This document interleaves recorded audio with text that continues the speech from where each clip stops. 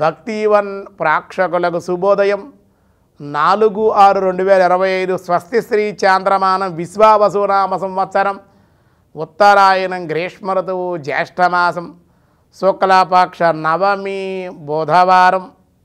ఈరోజు నవమి రాత్రి 1:44 వరకు నక్షత్రం ఉత్తరా నక్షత్రం పూర్తిగా ఉంది.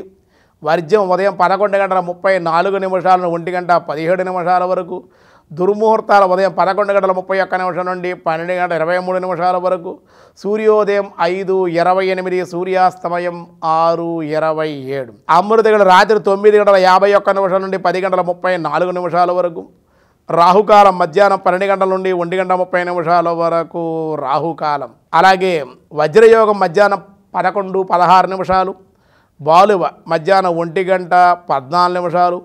కౌలవకరణం రాత్రి 1:44 వరకు. నవమి బుధవారం కూడా విశ్రమంగా ఉంటుంది ఈరోజు. అలాగే రేపే దశపాపహర దశమి.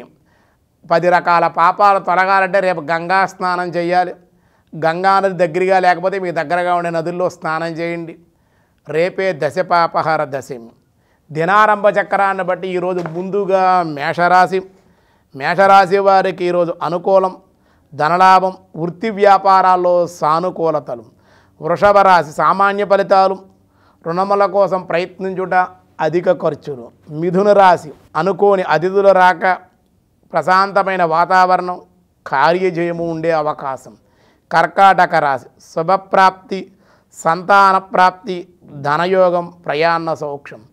సింహరాశి ప్రమాదాలు హెచ్చు, వాహన ప్రమాదాలకు ఇబ్బందికరమైన వాతావరణం, ప్రయాణాలు వాయిదా వేసుకోవడం మంచిది, అనారోగ్య సమస్యలు. కన్యారాశి మానసిక భయం, వ్యాపారంలో లాభాలు తగ్గే అవకాశం, చిరు వ్యాపారులకు అనుకూలం, ఉద్యోగస్తుల పై అధికారుల వల్ల ఇబ్బందులు.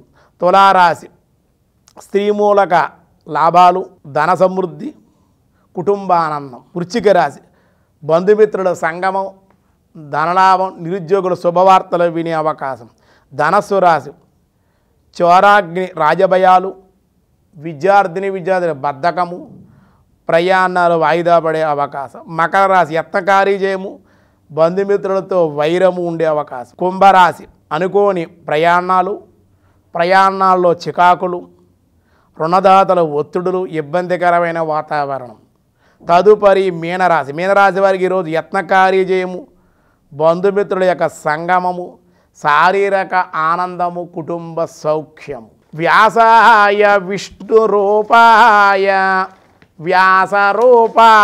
విష్ణవే జ్ఞానమోత్తమం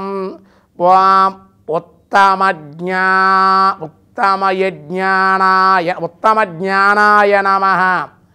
జ్ఞానమోత్తమం అన్నారు అంటే ఉత్తమమైన జ్ఞానము అని, ఉత్తమ జ్ఞానాయ నమః అని కూడా అంటారు. అన్ని జ్ఞానముల కంటేనూ పరమాత్మ యొక్క జ్ఞానమే సర్వశ్రేష్టము. ఏది గ్రహించిన సర్వము గ్రహించినట్లగును అది ఏ ఆత్మజ్ఞానము. ఆధ్యాత్మిక విద్యానాం అన్నారు. అన్ని విద్యలలోకి ఆధ్యాత్మికమైన విద్యే నా స్వరూపమని పరమాత్మే స్వయంగా గీతలో చెప్పారు. విశ్వమంతా విశ్వరూపుడే కనుక